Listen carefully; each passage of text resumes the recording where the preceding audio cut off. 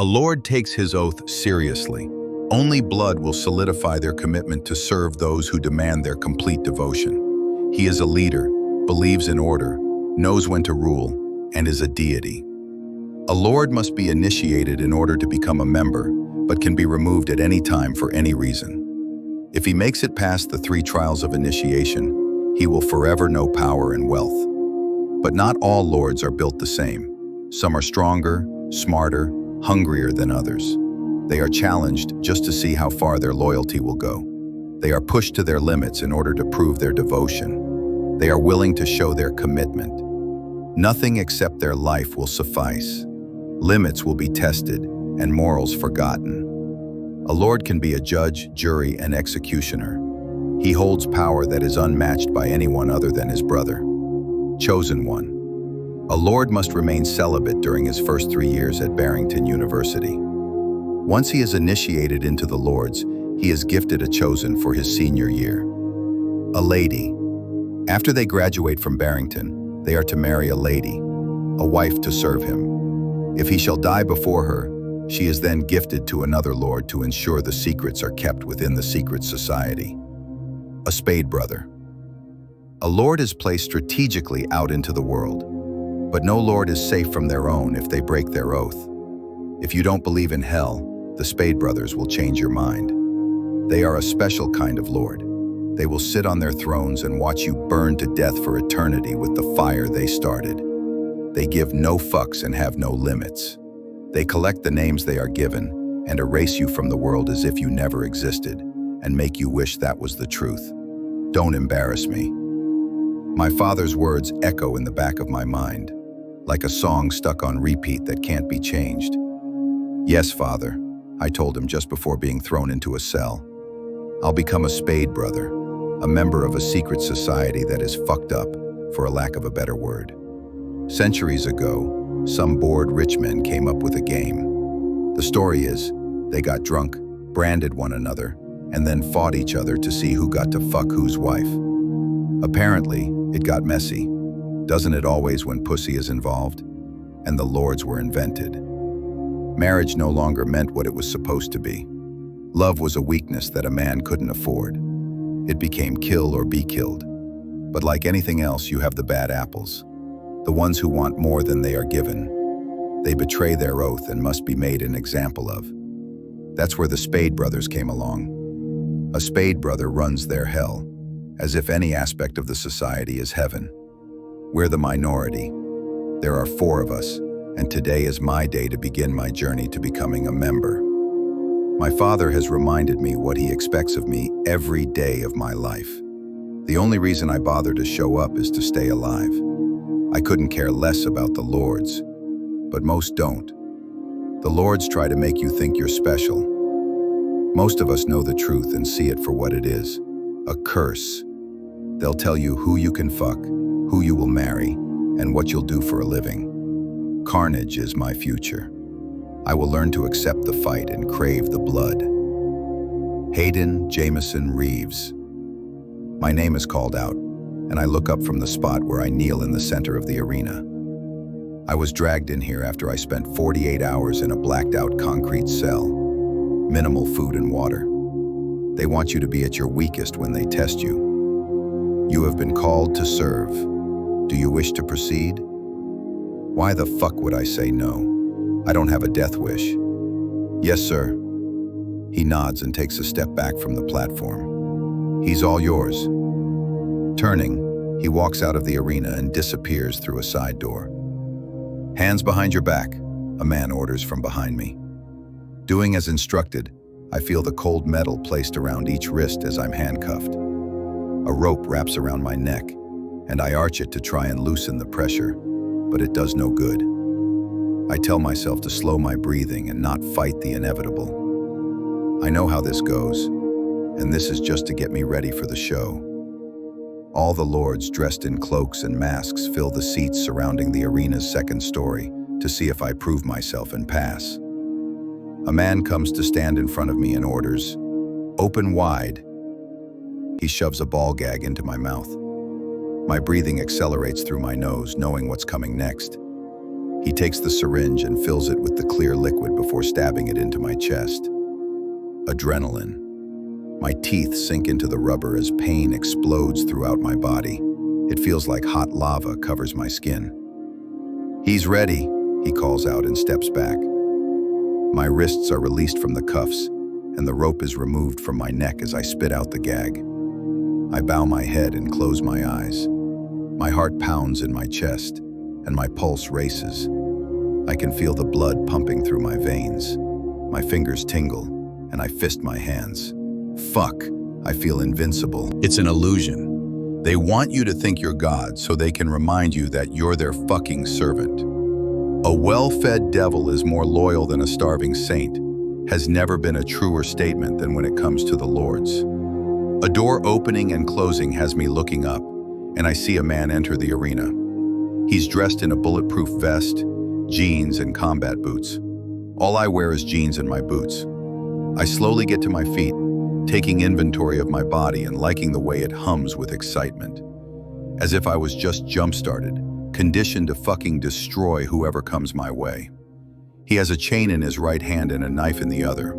They want it to be an unfair match. Just how far are we willing to go to survive? Let's see what you've got, big boy. The man laughs just as another man enters and comes to stand next to him. He too is dressed the same while holding identical weapons. In a world of shouting men, be the one who remains silent, my mother used to say all the time. If they cannot hear you, they won't see you. I've always preferred silence to mindless chit-chat. Not because I wanted to go unnoticed, but because they're just words that mean nothing. No one cares how you feel or what you think. It's about following rules and actions. A servant does as he's told. I step off the platform, ready to get this shit over with. The room is brighter, the air warmer, and I can feel the sweat running down my back. The one on the left holds up his right hand and twirls the chain around. Whoosh, whoosh. My ears pick up the sound as if it's right by my head when he's several feet away. Without thought, I go for his legs. To bring a giant down, you've got to take him out at the knees. Rushing him, I bend down and wrap my arms around his knees, picking him up off the floor. He screams out as I carry him backward until we both hit the ground, knocking the wind out of him for just a second. I bet they're both on adrenaline too, so I've got to make this quick before we all pass the fuck out. The other one takes the opportunity and slams his knife into my side. Although I don't feel it right now, I know I will very soon. I get off the one on the floor and turn to face the other one. His eyes drop to his knife in my side and he smiles. He goes to lift the chain, and I remove the knife, throwing it at his face. It lands in his right eye, and he drops to his knees as the blood begins to drip from the knife. I took the knife in order to use it as a weapon. They want us to be defenseless. Sometimes you've got to choose to be the sacrifice. It's a short victory because the other guy has the chain wrapped around my neck from behind, pulling me backward. Reaching up, I grip the links in my hands, forcing my fingers between the chain and my throat, and bend over, yanking the man over my back and slamming him onto the floor. He rolls over and I make my way to the dead guy as the other bounces to his feet. I yank the knife from his face and fling it at the one now standing. He moves at the last minute, and it lands in his vest. Well, fuck. Now he's got two knives and a chain. The blood rushes in my ears and I shake my head, trying to quiet the noise so I can think. Everything is moving so fast. My mind is racing like my heart. Everything goes in and out of sight, and I'm having trouble focusing on one thing for more than a second. I grab the chain from the dead guy and bend down, whipping the chain to wrap around the other guy's ankles and yank, knocking him to his back once again. I drag him toward me, and he flings one of the knives, barely missing my head. The second lands in my thigh, and I grind my teeth at the sting. The adrenaline is starting to wear off, and the pain is setting in. He twists onto his stomach and calls out like a little bitch, as if anyone is going to help him. I remove the knife from my leg and slam it into the back of his neck, killing the second piece of shit. Falling to my knees, I place my bloody hands on my blood-covered jeans. Fuck, I'm fading fast. The door to my right opens and I look over to see my father heading toward me with several other lords. He doesn't look proud or happy that I passed. He's just glad I didn't embarrass him. The bastard knows I didn't do it for him. Devotion. Sophomore year at Barrington University, everyone fears something, whether it be as small as dying alone or as terrifying as drowning to death. It's part of life, especially the Lord's. It's all around us, but I'm not afraid of it.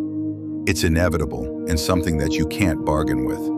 We are raised to know that in our world, it's kill or be killed. So when put in this situation, it's a no-brainer. Have I thought of how I'll die? Sure.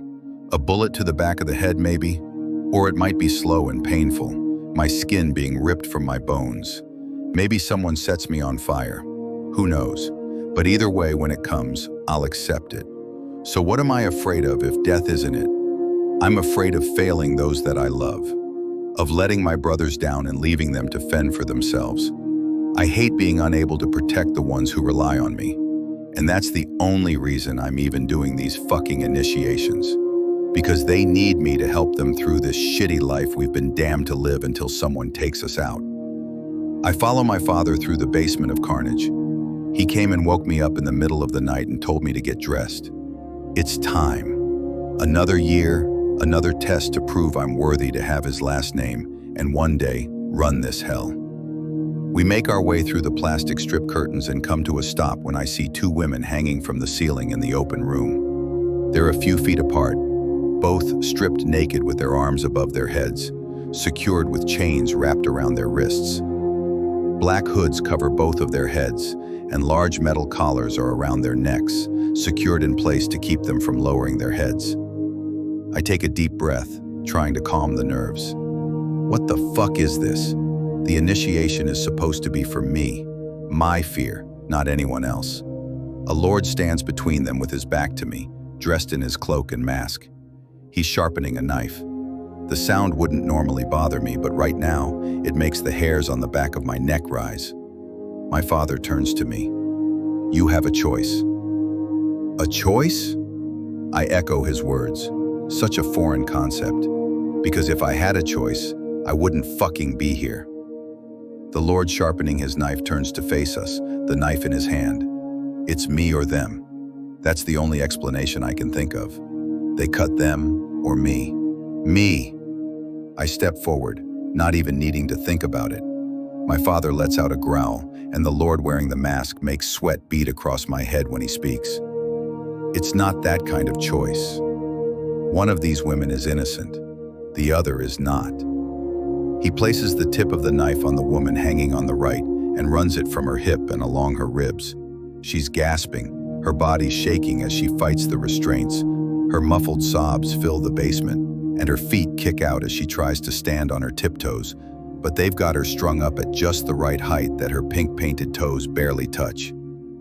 You choose which one lives or dies. I look at my father. Make a decision, Hayden. His voice is as cold as the room, as if he knows I'm questioning him. His eyes watch the one on the left. She's smaller, sickly looking, shorter in height, and she's sobbing in her gag and hood by the way her body trembles uncontrollably. They're both covered in bruises and dirt. It makes me wonder what happened to them before they were dragged down here in the basement. I don't understand. You don't need to understand, my father snaps at me. You choose which one dies and which one lives. I run a hand through my hair aggressively.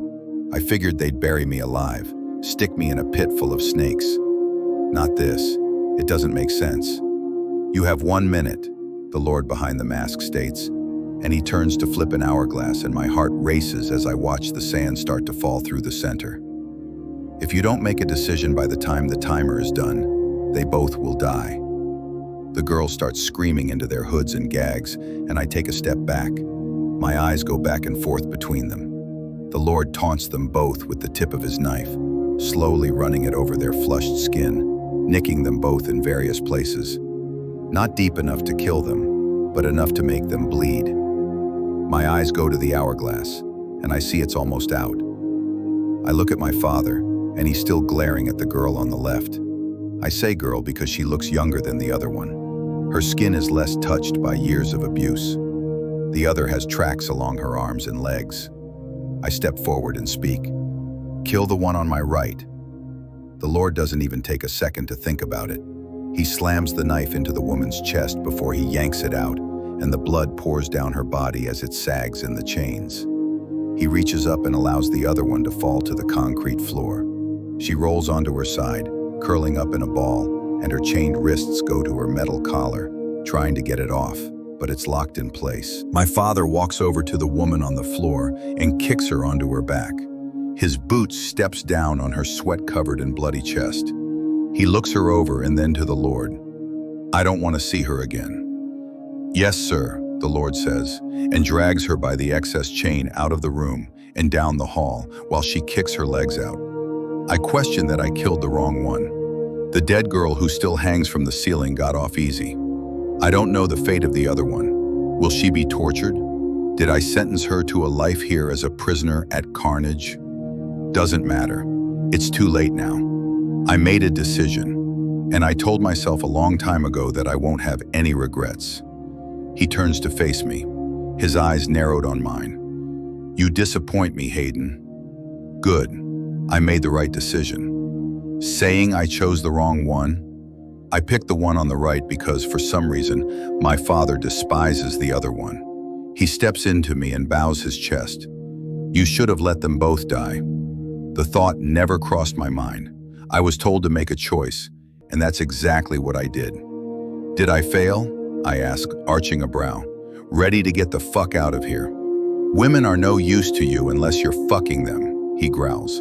"They are for your pleasure and reproduction. When are you going to figure that out?" "I guess when I finally get to fuck one again," I counter. 3 years we have to be celibate.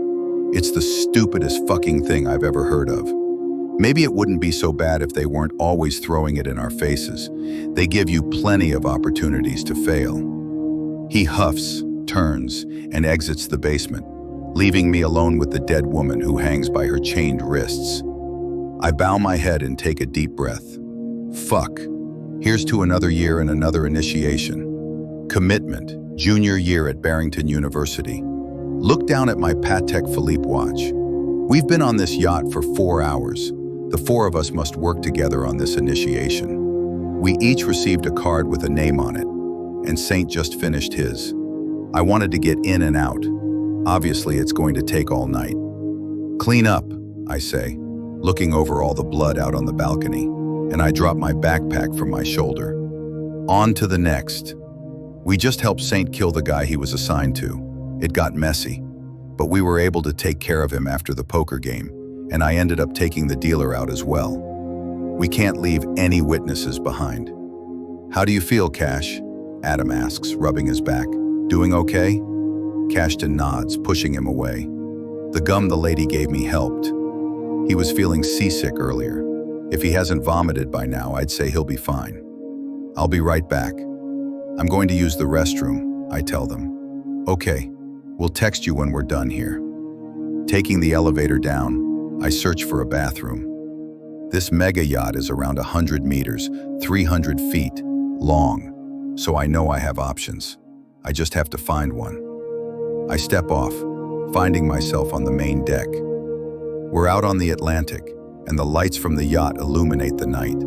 The partiers have no clue 2 guys were just killed and thrown overboard, and by the time we're done, at least 3 more will be at the bottom as well. Along with the Lord who owns it, he's my initiation. Like the other men who will find their new home at the bottom of the ocean tonight, he fucked up. He took his oath for granted and got greedy. Now he has to pay the price, his life. I watch everyone carrying on with mindless conversations about their money market accounts and most recent investments, trying to appear interested in anyone other than themselves. They all scratch each other's backs while fucking each other's wives. Laughter catches my attention to my right, and I turn to see a woman standing with a couple of others. She wears a white dress. The innocent color makes her skin appear kissed by the sun. It comes up high around her delicate neck and falls to the floor. The slit up the side shows off her lean right leg and a pair of red high heels that wrap and buckle around her ankle. It's not revealing, but the way it fits her small body shows off the curve of her spine and round ass. Her dark brown hair is up and off her shoulders, showing me a side view of her pretty doll-like face. She hasn't looked my way, so I don't know what color her eyes are, but it doesn't matter. She's stunning. Ever looked at someone and just knew they were too good for you? I don't mean that out of your league shit. I'm talking out of this universe. My brothers and I will be very wealthy and set for life, and so will our children and grandchildren. But even money can't buy you love in our world. I can tell by her demeanor that she's a princess who will live in some high-rise in New York, and I'll be the monster who will live in the basement of a prison no one knows exists. We're not the same. Throwing her head back, she laughs before taking a sip of her champagne. My cock is so fucking hard. I've gone 3 years without sex, and I'm going insane. My hands itch to tangle in her perfect hair, bend her over, and rip the fabric as I fuck her in front of everyone. That's what we're taught to do, take what we want in front of others. It's to prove ourselves. To show we have power. But do we? Not really. The Lords allow us to have control in certain areas, but for the most part, we don't. It's like giving a dog a little extra length to their leash. You can go a few more feet, but you're still chained in the same yard. And hungry dogs are never loyal. That's why they have us, Lords, going through initiation, take out the ones who have chewed through them and managed to get away. A man catches my attention as he walks up to them. He gives the redhead a hug and then kisses the brunette I've been watching on the cheek. Before he makes his way through the crowd, I follow him with my eyes, watching him talk to a few men here and there before he disappears inside. I look back at the brunette to see she's no longer where she was. Quickly scanning the deck, I don't see her in the crowd. She most likely went to get another glass of champagne. Turning, I follow the man and make sure to keep my distance as I watch him shake a few more hands and stop to talk to a few more lords. Everyone on this mega yacht is the best of the best at what they do. The ones at the top. The 1%ers who own the companies and allow you to survive on a day-to-day basis. Now, they're not looking out for you. They're definitely in it for the money. But if you die, they'll be out of business. So they're going to do the bare minimum to keep you satisfied. We pull farther away from the crowd, making our way up a set of stairs. He pushes a door open, and I take a quick look to make sure no one sees me. Following him, I pull my cell from my pocket and send a text to the group chat before returning it. Then I turn to open the door and step inside. He stands over at the sliding glass door that leads out to his balcony overlooking the dark water. We're close enough to shore that you can see the lights from the land across the way. I undo the button on my suit jacket and pull it open, wrapping my hand around the handle of the gun. Beautiful, isn't she? He speaks. And since I'm the only one in his office with him, I guess I did a shitty job at trying to go unnoticed. The brunette had me off my game. I normally don't let pussy get in the way. But it's been so long, and she isn't the type of woman anyone can ignore. She's what a man dreams of, dress her up and show her off to your friends, make them jealous of what you have. And then take her home, tie her down, and make her your dirty little whore. Show her what it's like to be owned. Pushing those thoughts from my head, I remove the gun and hold it down by my side. He turns and picks up a glass and fills it with bourbon. Like a drink?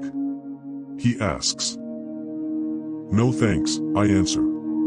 He brings the glass to his lips and takes a sip before his blue eyes drop to the gun in my hand, resting against the side of my thigh. Setting the bourbon down, he gives me his back, turning to look out the windows once again.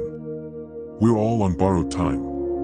He knows I'm here to kill him. I'm not surprised. A lord is always aware when he's fucked up, gone too far, and his time is over. Yeah. I indulge him in small talk. I feel my phone vibrate knowing it's the guys responding to my previous text. I told them I was handling mine on my own. They're probably searching for me as I stand in this room. The man picks his drink back up, taking a sip, and smirks as I watch his reflection in the sliding glass door.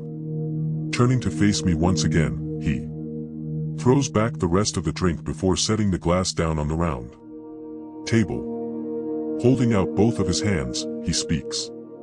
"Take care of her." Stepping into him, I lift the gun, point it at his chest, and say, "We're going to burn it." And then I pull the trigger, point one of them. Senior year at Barrington University. I'm fucking melting. I'm shirtless and tied to a wooden post outside. I can feel the sun beating down on me. I've had a black hood over my head for quite some time now, and it makes it hard to breathe. I'm sweating and breathing heavily. The wooden post at my back digs into my exposed skin. My wrists are tied behind it, and there's a rope around my neck and another securing my ankles. They like to restrict movement as much as possible. They say it's for our safety, but I call bullshit. It's for them to humiliate us. Makes us vulnerable. The smell of smoke fills the air, and I know we're getting closer. The hood is yanked from my head, and I blink at the harsh sunlight. My 3 brothers and I are in the courtyard of carnage, each tied to our posts, with a fire pit in front of us. "Lords," a man calls out, and I swallow against the rope tied around my neck. He stands on the side of a fire pit that has 4 branding irons in it. They're to mark us. Remind us for the rest of our lives who we are and where we belong. The lords will own us as if they already don't. Today is the day that you take your oath. And with that oath comes great responsibility. He speaks louder than he needs to in order for his voice to carry to the lords so the ones standing on the balconies can hear him. They're not wearing their cloaks and masks today. They get to be seen as they welcome their new members to the society. We've earned our place at their table. I'd rather starve. As a spade brother, you will be the ones who must punish those who disobey their oath. You will show them that we do not take our life for granted. You are their jury and executioner. Do you understand? Yes, sir, the 4 of us say in unison. I should be glad I've made it this far. It's an honor to serve the lords. My father told me once, and I couldn't understand why I didn't share his enthusiasm. The Lord nods and steps away from the fire pit. The fire rages, and the smoke clouds around us, choking me almost as much as the rope secured around my neck. My father steps in front of me, and I hate that a part of me has accomplished this much. Hayden Jameson Reeves, you have completed all your trials of initiation. Do you wish to proceed? Fuck no. But as I stand surrounded by my brothers, I answer, I do. Father, I won't leave them. We're in this together. I take this oath for them. And no one else. His jaw is tight and his chest bowed. A lord must be willing to go above and beyond for his title. He must show strength and have what it takes. If you fail your position as a lord, your brother will take what you earned. Dying at the hands of one of my brothers would be an honor that I know I won't deserve. He turns and walks over to the fire pit. I take the time to try and readjust myself in the tight ropes. Fuck, they're itchy, and the sun has me sweating so bad that it's making the rope burn. Picking up a brand from the fire pit, he turns back to me. Gag him. He orders. I open my mouth, knowing what's coming as someone pushes something rubber into my mouth from behind me. I bite down on it, getting ready for the inevitable. There's no going back after this. Not like that was ever an option. Hayden Jameson Reeves. The bastard actually smiles as if he's proud of me. Like I'm a son he wants to claim. Son, he nods once. Welcome to the lords. For you shall reap the benefits of your sacrifice. Then, like a Man willing to sacrifice his only heir for his own gain, he places the hot.